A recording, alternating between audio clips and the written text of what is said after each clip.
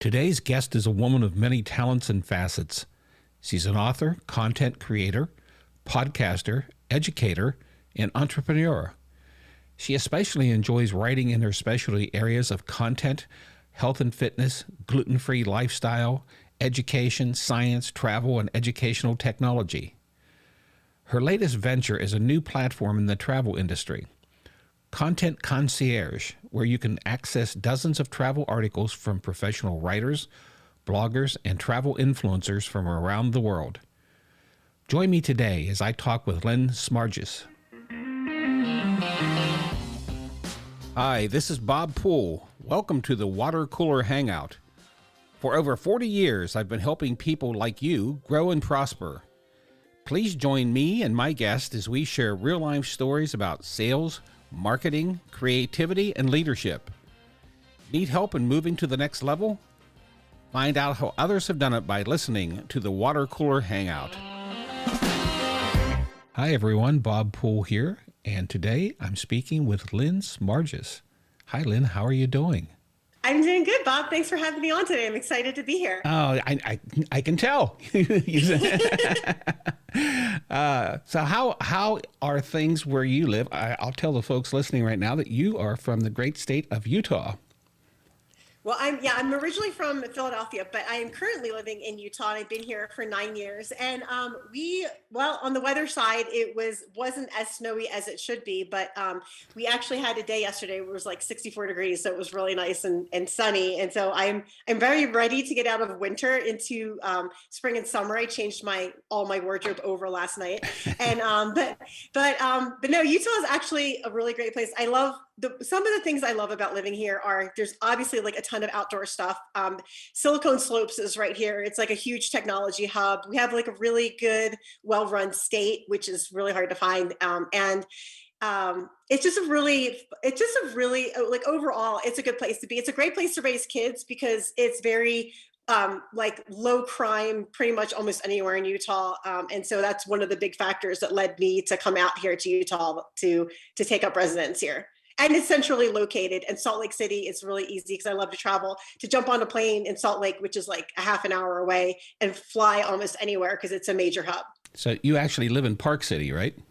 Yep, I live in Park City, which is about, if whoever's listening doesn't know, it's 20 minutes, 20 to 30 minutes east of Salt Lake. But you're like real close to the ski slopes. Yes. I'm 10 minutes from the one. There used to be two ski slopes. There used to be three in Park City, and now there's two. It's Deer Valley, and then there's Park City. Okay. So I live 10 minutes from both of them. Nice. If you're a skier, that's nice. So you are a podcaster, a content writer, a producer. What else? You've got so many facets. You're an author yourself. You have the podcast has to do with traveling gluten-free, which is an interesting topic. So let's just tell me your story. Let's start there. So I've always been like a very creative person my whole life, but I never considered doing it for a living because growing up in the 80s, everybody was like, you have to go to college and get a real job. And so I ended up getting a degree in anthropology, which is a degree you can really use for a real job. I love it. Right? Yeah. It's great because I learned lots about Native Americans, which I still love. Like one of my passions is anthropology still. But so anyway, I ended up getting into teaching because I had two small children and I was running the numbers and I'm like, okay, my two choices basically are I can go to a regular job and put my kids in daycare all summer and basically make $5 an hour, or I can do teaching and get the benefits. And although it wasn't like a great moneymaker, I had off all the same times my kids did. So financially, it actually made more sense than having a regular job. So I taught for about 10 years. I taught like science and technology and coding, among a couple other things, but that was my main core things that I taught. And then when I moved out to Utah, I was still teaching. And then I was just getting really burned out like a lot of teachers do, because one of the things with teaching, especially because most of my career has been in Title I schools, and Title I schools are typically a 40% or lower, have a 40% or lower poverty rate. So a lot of those kids need a lot of your time, and it is very, very energy consuming. So after about 10 years of doing that, I got pretty burnt out, and I was trying to decide what I wanted to do for a career move. And I I've been a big podcast fan of just listening to podcasts for about 5 years. And there's a very common thread with people who are quote unquote successful. And they said that if you want to find out what you really want to do in life, think about like what you would do if money was not an option or an obstacle. Like, what would you do for a career? And I'm like, well, that's really easy. I would travel and write for a living because I love to write and it's really fun for me. Like, it doesn't feel like a job and I love to travel. And so I wanted a job that would be like very flexible as far as like me being able to travel. And so what I did was I'd actually received a settlement from a car accident that I was in a few years ago. And I had enough money to live off of for 6 months. I had no contacts in the writing sphere whatsoever, no clients. And I just quit teaching 1 year and just jumped into doing writing. So literally like just decided to jump into it. I did have the one connection I had was a networking group that I joined before. It's called BNI. And so I rejoined BNI and that helped me get started, but I literally had no connections. I just decided like, if I was going to do it, I needed to do it and I need to do it now because I wasn't getting any younger. And so I just decided to jump into doing content creation. And over the past 3 years have really niched it down to my basic ones that I'm doing right now, which is website content, social media, influencer management, and helping people launch their podcasts and ghostwriting. So those are the 5 things that I do for clients right now. And I really love doing it because one of the things that really gives me, besides just loving writing, I also love giving business owners the ability to like put themselves out there on social media and their website and to make it look great and to make it searchable and to like really bring people into their business and to find their voice. Because a lot of people have either a hard time writing or they feel like they aren't a good writer, or they know like an idea they want to write about, but they don't know how to write it well. And so that's where I come in for them. And I really help business owners bridge the gap between the idea in their head and actually putting it out there. When you decided here that you had the settlement, you said, so you had some funds to help you get through here. So that was how long ago? Like 3 years or longer than 3 that? years. 3 Mm-hmm. Okay, 3 years. So you're starting from scratch. So what did you do? How did you start at that point? How did you find business? Well, my original intention was to write editorials for magazines because writing editorials and interviewing people, I love to interview people and find out their why. And so, but then I quickly found out that writing editorials is like you pitch the editorial, you finally get someone to like what you're going to write about, then you write about it, and then 3 months later you get paid. So although it's really fun, it's not really great for keeping up with the bills. So then I started getting into website content and other things that were, I guess, more like, more structured writing, more commonly used in business.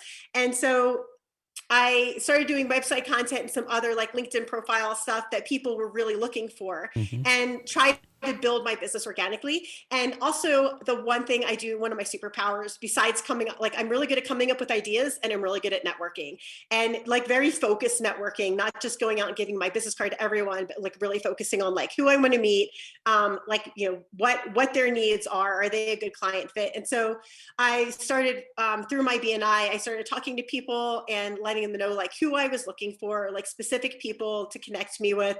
And so part of my business when I started out, about a third of it was referrals from my BNI group. And then the other 2/3 were just me like meeting people and networking. Actually, one of my first initial clients, it was really funny. I was working at a coffee shop that's local here pre-COVID that a lot of people worked at, and all of the computer outlets were already used except for this one bigger table that there was a woman sitting at. So I asked her if I could share the table and she said, sure. And so we started chatting and she ended up being a client. So it's like, you never know where you're going to meet your clients, but yeah, and Park City it's very business oriented and business centric. Okay. And it's very, if you don't know Park City, it's a huge ski town and a huge resort town. And so even in the summer now, we're getting a lot of visitors. So it's very tourism based and there's a lot of tourism money here. And so people are always looking for content for different things with tourism, which was half of my clientele before COVID hit. Yeah. Well, yeah. So how has that impacted you? I guess I should ask you that. Yeah. So COVID, I literally so last year I was at a podcast festival called Podfest at the first week of March, and COVID was just starting to become a thing. And Mm. then by the second week in March, I had lost half my clients. Like literally in 1 week, I lost half my clients that were all travel based, because that was half of my client. I was writing more than half of my clientele I was writing for was all travel based. So that's been a huge thing for me to, I had to really, really, really work extra hard to get more clients, because and do more networking, and like just following up with the people that were already my clients to get more work, because it took me, I think this past January was the first month I actually had a pre-COVID month. And so it's been really, really tough coming back and a lot of work. But I just kept going at it. And I know that when you're a business owner, being consistent and just being very dedicated to what you do is really important. It's very tiring sometimes, but it's very important to be successful. And so I just kept networking and following up with the leads that I had. And I kind of scraped by the past few months. It definitely wasn't pretty, but I did it. Well, that sounds familiar. I guess a lot of people are in that boat, and it sounds like you've done the right thing. You just keep putting one foot in front of the other. I was listening today to someone who was saying, yeah, they just took the approach that, slow and steady will get them back to where they had to be. So that's great that you're back there. So do you have any help at all, or is this is all you doing everything? You're doing the sales, the marketing, the content creation, and what else? So I do a lot of the creation, a lot of the planning part. But I do have I had one virtual assistant early on, and then I had to let her go because when COVID hit, I wasn't able to pay her. And then just in the past couple months, I hired 3 more team members, because what I'm doing is I'm actually pivoting into a membership, because I'm scaling my business. Because one of the ways that you could really take off with your business, especially with writing or creating content, is to have a membership or some type of recurring income. And so what I decided to do, since I love travel so much, is to create a platform. It's called Content Concierge. And what it is it's a membership platform for travel professionals, anyone in the travel industry who is looking to pay like a monthly fee for original content that is that they can access through the membership. So that way they don't have to create all the original content themselves, but they can pull down the original content, they can customize it, they can use it for their social media and their newsletters, their blog, whatever they want to use it for. Because I find what the one biggest issue that my clients have is just is sitting down, taking the time, and or just having the ability to create content. So if I have this platform, which is a membership, which is a fixed cost, because one of the things with travel agents and travel professionals is a lot of things in their business is not a fixed cost. And so it's something that is consistent, it's going to be reliable, it's going to be high quality work, but you don't have to pay per piece. And so that's one of the things that I'm building out right now. So I just hired 3 new team members to jump on with me and help me implement a lot of the stuff. So I've got my Trello board going. I'm very good at delegating. I'm not one of those. I know some people are like, oh, this is my baby, I want to oversee everything. I'm like, no, the more work I can give to someone else who I can trust, I am like, hey, how much more work can you take? Yeah, that sounds great. And you're putting this online for everyone, I assume, I guess, for the travel agents and the travel people. So what are you using, like websites or?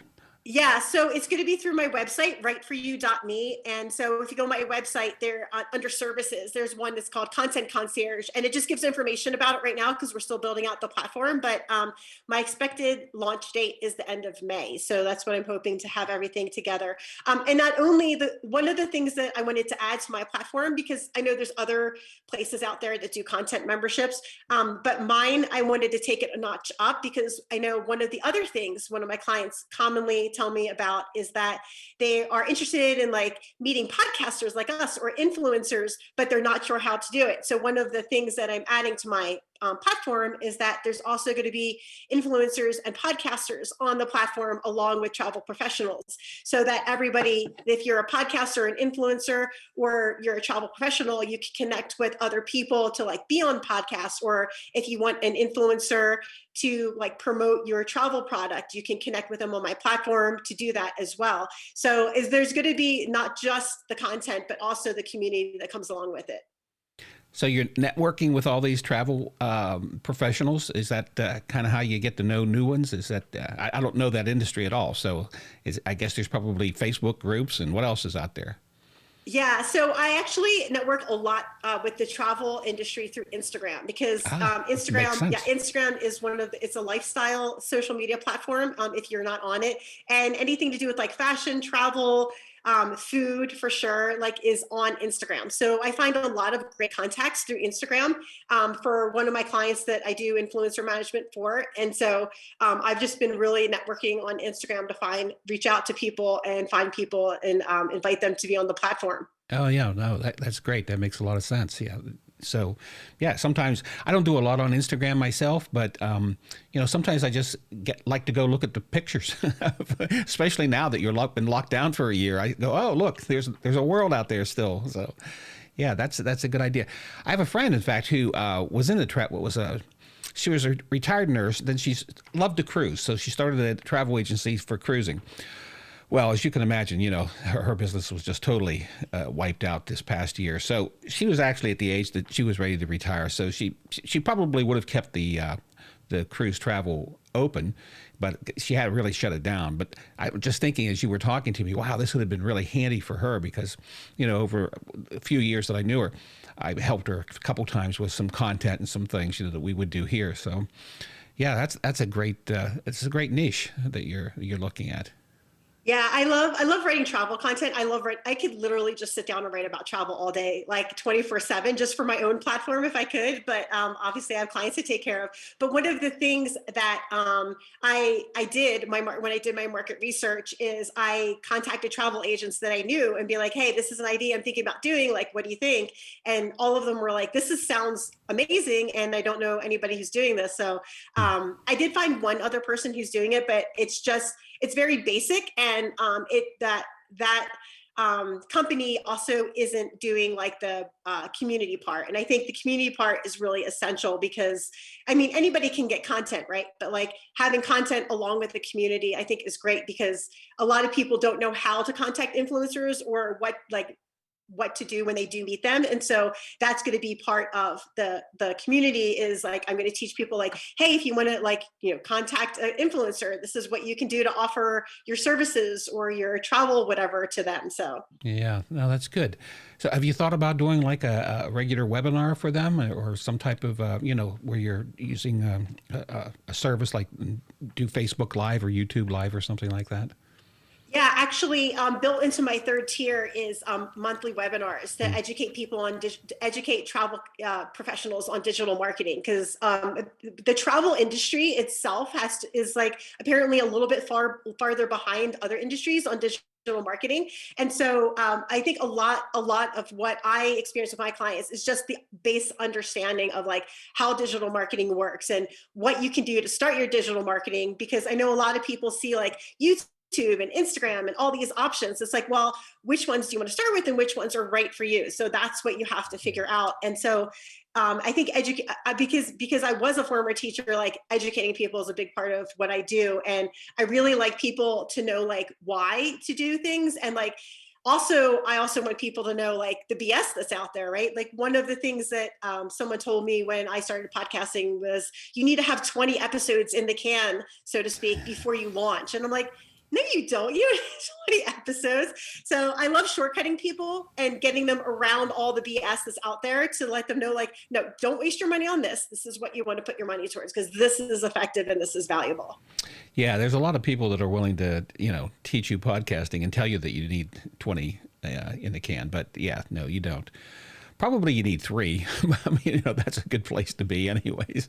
'Cause 3 or 4 is a reasonable number. Yeah, because you want to start out with enough that you're not like constantly trying to catch up with yourself. Right. And it used to be that first one, getting it out there in a feed, especially when Apple dominated everything.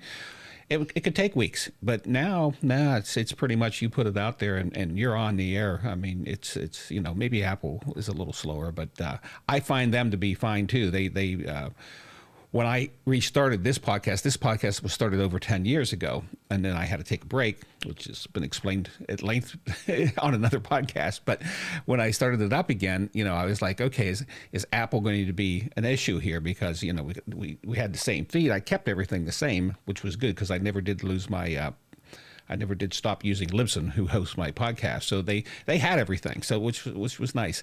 So no, Apple just turned it around really fast. So I would tell anyone that wants to start a podcast today is, hey, yeah, 3 or 4, you can start and just keep it going, Yeah. The other thing with starting a podcast too is you really want a niche market. Like you don't want business coaching because that's way too broad.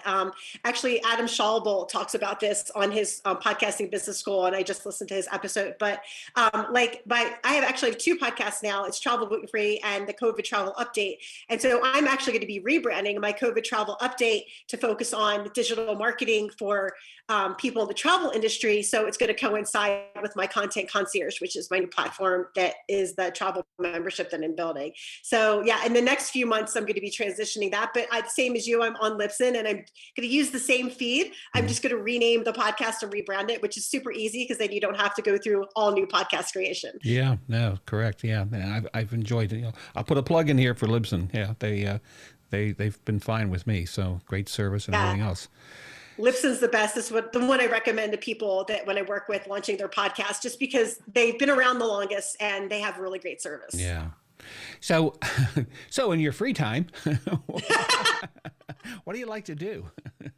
So when I'm not making my own podcast or other people's podcasts or creating content for myself or others, I love to be outdoors because it's one of the reasons why I moved to Utah. I loved it, like camping and being outdoors. And basically that's been the only thing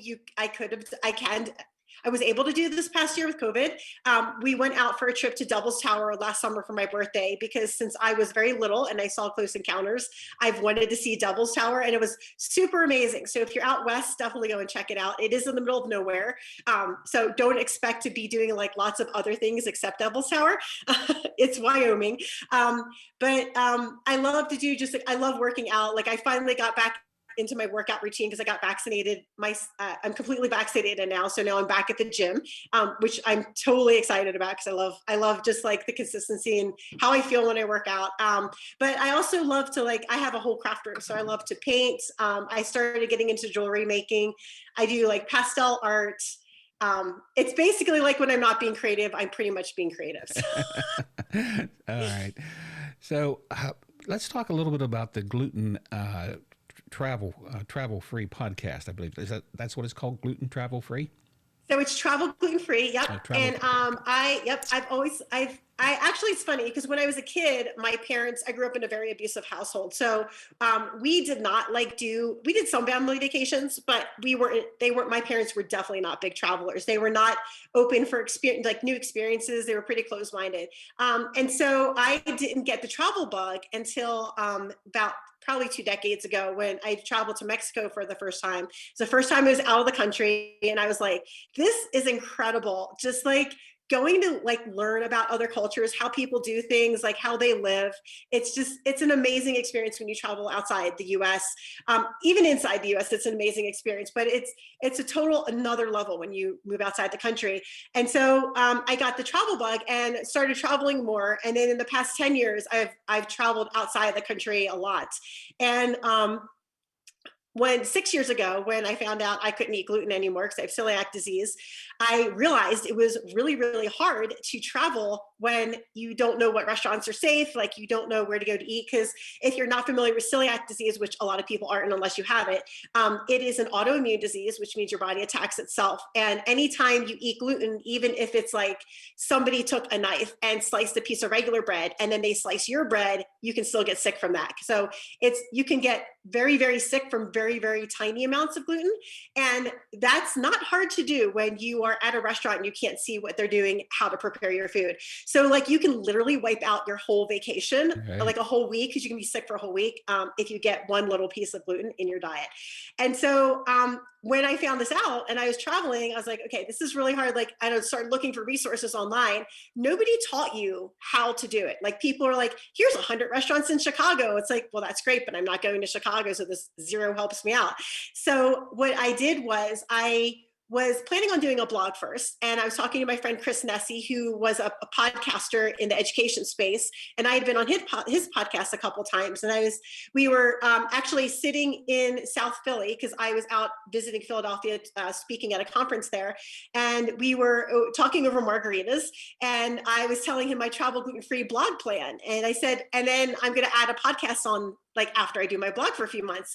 And he's like, well, why don't you start with a podcast first? And I'm like, well, why would I start with a podcast first? And he said, well, there's like millions of blogs out there and like way fewer podcasters. So you get out your message out to more people. I'm like, well, that totally makes sense. So I started the podcast and I already had my website up, but I'm more focused on starting and getting my podcast content out first. And so that's how I started Travel Gluten-Free Podcast, because I wanted to teach people, like, if you're going to a restaurant, what are the questions you want to ask? Like, what are cities that are friendly for people that are gluten-free? Like, what places you don't want to go? Like, if you're going to a rural area, what to expect as far as eating food, or if you're going on a road trip, how to prepare for that. Because preparation is such a big part of staying healthy when you're traveling with celiac disease, is like being prepared and knowing what to prepare. And that resource wasn't out there. So I decided to create it because I knew I was not the only person that was gluten-free that liked to travel. So it sounds like, though, you need to take this podcast and make it a book. I actually already did that. I started putting together all my stuff and I was like, I have enough content to make a book. And so if you're a podcaster and you've been thinking about making a book, having your podcast content and getting it transcribed through like Rev and then taking that and organizing it into a book is like, it's almost a no-brainer, right? Because you already have the audience with your podcast and you have the content. You just have to get it transcribed. You just have to figure out the organization and everything. And I say just have to figure out the organization. I write for a living. So for me, it's easy. And I help other people with ghostwriting and organizing and doing copy for their book. But yeah, if you're looking for somebody to help you with copy for a book, I would be glad to help you out. But yeah, if you have a podcast, you already have the content. So getting the content together and creating the content is one of the biggest time sinks of a book. And so if you already have a podcast, it's super easy to do that. You just have to organize it and make a snazzy title and a cover and you're off to the races. Yeah. Okay. Yeah. That'll be the next book I do. Maybe. You could totally do that. The water cooler book. Yeah. The water cooler hangout. Yeah. Yeah. So, so I have a question to ask you. Who is Illiquity? So that is my podcast name. And that is like how everybody in the podcast industry knows me as Illiquity, because it's actually been my email handle for many years. And several years ago, I was talking with a life coach and I was filling out like the paperwork stuff.